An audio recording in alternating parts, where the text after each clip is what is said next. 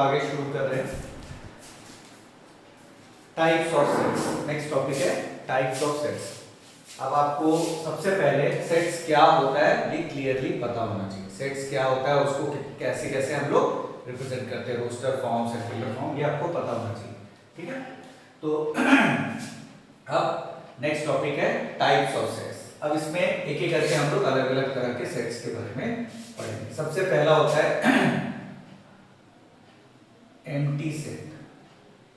अब empty set का नाम से ही पता चल रहा है, एम्प्टी सेट मतलब खाली सेट।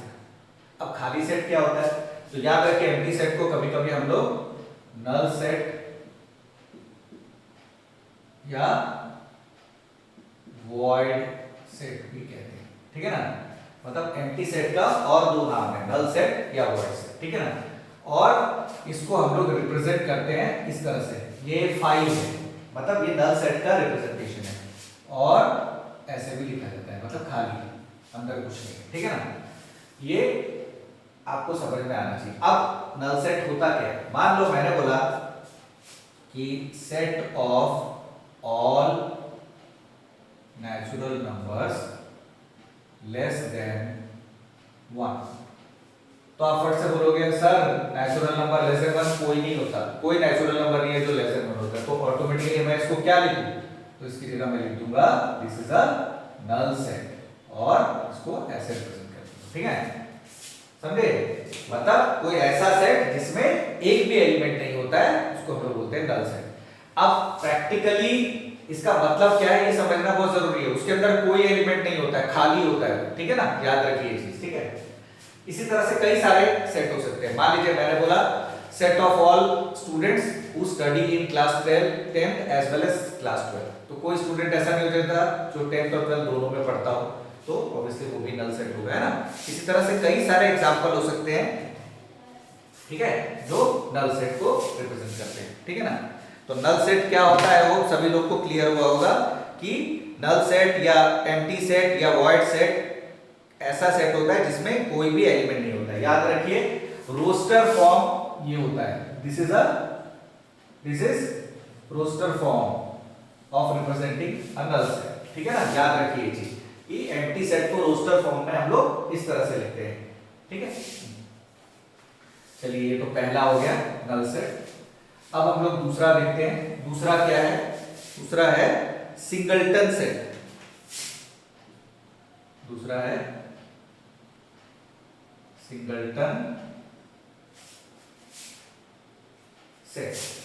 अब ये सिंगलटन सेट क्या है, ये भी नाम से पता चला। सिंगलटन सेट मतलब एक ऐसा सेट जिसमें सिर्फ एक ही एलिमेंट होता है। ठीक है ना, मान लीजिए मैंने बोला एक देश में प्राइम मिनिस्टर की संख्या, तो ऑब्वियसली एक ही प्राइम मिनिस्टर हो सकता है, इसीलिए वो सिंगलटन सेट होगा।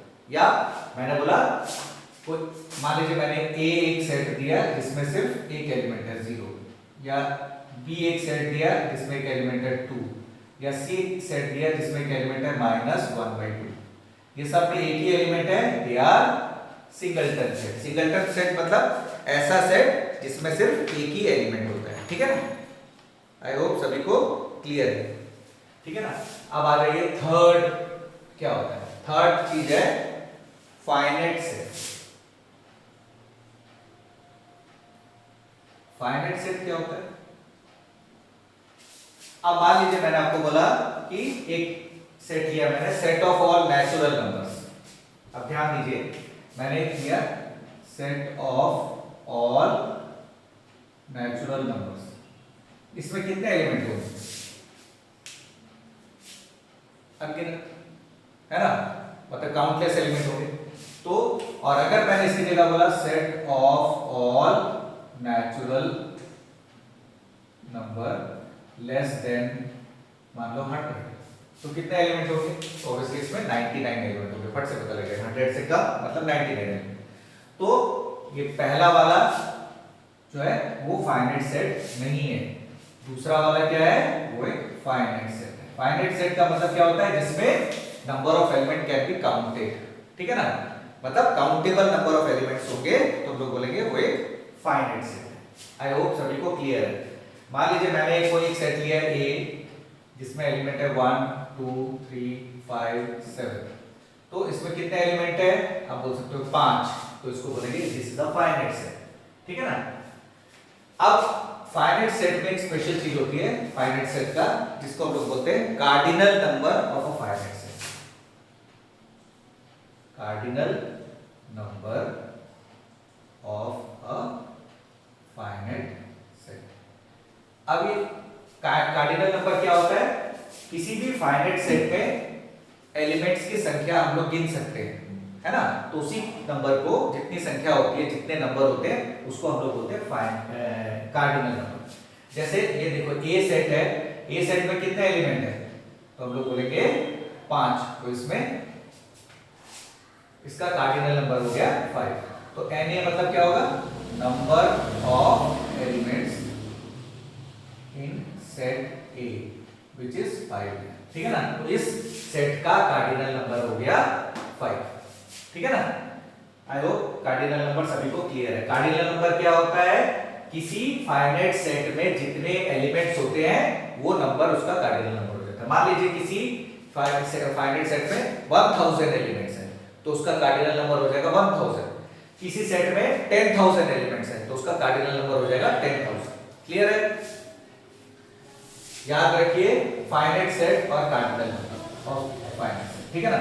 अब नेक्स्ट चीज हो गया इनफाइनाइट सेट, 5वां नंबर हो गया इनफाइनाइट सेट, ठीक है ना। इनफाइनाइट सेट्स क्या होते हैं, इनफाइनाइट सेट क्या होता है, वो सेट जिसमें अनगिनत एलिमेंट्स होते हैं, ठीक है ना। जैसे मान लीजिए मैंने बोला set of all natural number, set of all even number, set of all prime number, set of all real numbers, जिसमें काउंट नहीं कर सकते हम एलिमेंट्स की संख्या को। ये नहीं है कि बहुत ज्यादा है मैं काउंट नहीं कर सकता, वो नहीं, काउंट कर ही नहीं सकते। जैसे अगर मैंने बोला set of all hairs in your head, वो फाइनाइट सेट होगा, बहुत ज्यादा है, हम काउंट नहीं कर पाएंगे, बहुत मुश्किल है काउंट करना, पर फाइनाइट ही है वो। और जबकि set of all natural numbers क्या है, कोई भी नेचुरल नंबर अगर आप लिखते हो, बोलोगे सर ये नंबर सबसे बड़ा है, नहीं, उससे भी बड़ा एक नंबर हो सकता है, तो वो इनफाइनाइट है, समझे ना। तो इनफाइनाइट सेट क्या होता है, ऐसे सेट जिसमें नंबरों की संख्या, एलिमेंट्स की संख्या हम लोग नहीं बता सकते, काउंटलेस एलिमेंट्स होते हैं, उसको बोलते हैं इनफाइनाइट सेट। याद रखिए इनफाइनाइट सेट का कार्डिनल नंबर नहीं होता है, ठीक है ना। इनफाइनाइट सेट का कार्डिनल नंबर नहीं होता, सिर्फ कार्डिनल सेट का ही, फाइनाइट सेट का ही कार्डिनल नंबर होता है, ठीक है ना। ठीक है, जैसे मैंने इनफाइनाइट सेट का एक एग्जांपल है set of all points in a plane, infinite set हो गया, ठीक है ना। अब ध्यान से देखिए, दो बहुत इंपॉर्टेंट चीज बता रहा हूं। छठा नंबर है इक्विवेलेंट, इक्विवेलेंट सेट। अब ये इक्विवेलेंट सेट क्या होता है, अगर कोई दो सेट है, मान लीजिए मेरे पास एक सेट है ए, फाइनाइट सेट 1 5 9, और बी एक सेट है, इसमें है ए बी सी। ध्यान से देखो, तो इसका कार्डिनल नंबर क्या हुआ, इसका कार्डिनल नंबर हुआ 3, और इसका कार्डिनल नंबर भी 3। So A and B are equivalent sets, ठीक है ना। Why they are equivalent, because their cardinal number are equal. तो कोई दो सेट इक्विवेलेंट कब होते हैं, जब उनका कार्डिनल नंबर सेम होता है, मतलब दोनों में सेम नंबर ऑफ एलिमेंट्स हो गए। अगर कोई दो सेट है उनमें सेम नंबर ऑफ एलिमेंट है, तो बोलेंगे दे आर इक्विवेलेंट सेट्स, ठीक है, समझे। इक्विवेलेंट सेट क्लियर हो गया। और हम लोग कैसे चेक करते हैं, दोनों का कार्डिनल नंबर सेम होना चाहिए, ठीक है। अब इक्विवेलेंट सेट के बाद नेक्स्ट आता है 7वां, क्या है, इक्वल सेट। अब इक्वल सेट्स क्या होगा, कोई दो सेट जिसमें सेम ही एलिमेंट हो, बिल्कुल सेम, कम ज्यादा नहीं। मान लीजिए एक्स एक सेट है जिसमें है ए बी सी डी, और वाई एक सेट है इसमें है ए सी डी बी। ध्यान से देखो, दोनों में ए इसमें है, ए इसमें है, बी इसमें है, बी इसमें है, सी इसमें है, सी इसमें है, डी इसमें, डी सेम ही है, कम ज्यादा नहीं है दोनों। तो बोलेंगे x is equal to Y, मतलब set x is equal to set y। मतलब दोनों सेट इक्वल कब होंगे, जब उनमें इक्वल नंबर ऑफ एलिमेंट्स हो और सेम एलिमेंट्स हो। तो क्लियर है, इक्विवेलेंट सेट और इक्वल सेट अलग अलग है, ये समझ लीजिए। इक्विवेलेंट में नंबर ऑफ एलिमेंट सेम होते हैं, एलिमेंट सेम होने की जरूरत नहीं है, पर इक्वल सेट्स में सेम ही एलिमेंट्स होंगे, ठीक है ना। इक्वल सेट्स और इक्विवेलेंट सेट क्लियर हो गया। अब आप देखिए बहुत इंपॉर्टेंट चीज है कि मान लीजिए, ध्यान से देखिए नोट, मान लीजिए मैंने बोला ए एक सेट है 1 5 9 50 और बी एक सेट है 1 5 15 एंड 9, ठीक है ना, और सी एक सेट है ए बी सी डी। अब ध्यान से देखो, इसका नंबर ऑफ एलिमेंट्स कितना है 4, इसका नंबर ऑफ एलिमेंट कितना है ये भी 4, इसका नंबर ऑफ एलिमेंट कितना है ये भी 4। तो what is the conclusion, all the three are equivalent sets. तो हम लोग क्या बोलेंगे, set A B C and C are equivalent sets, है ना।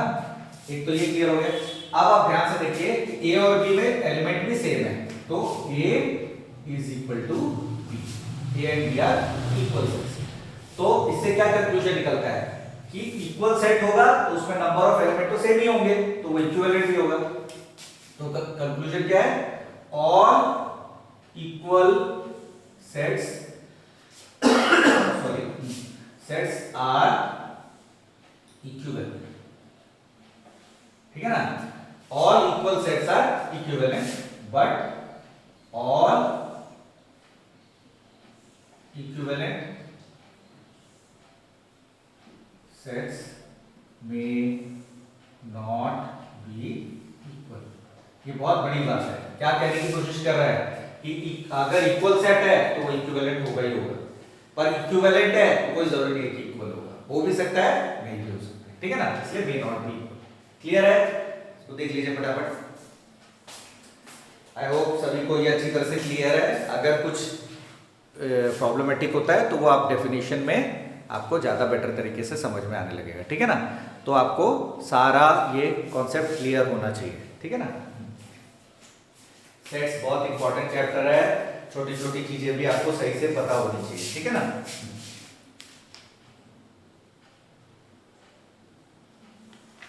ठीक है।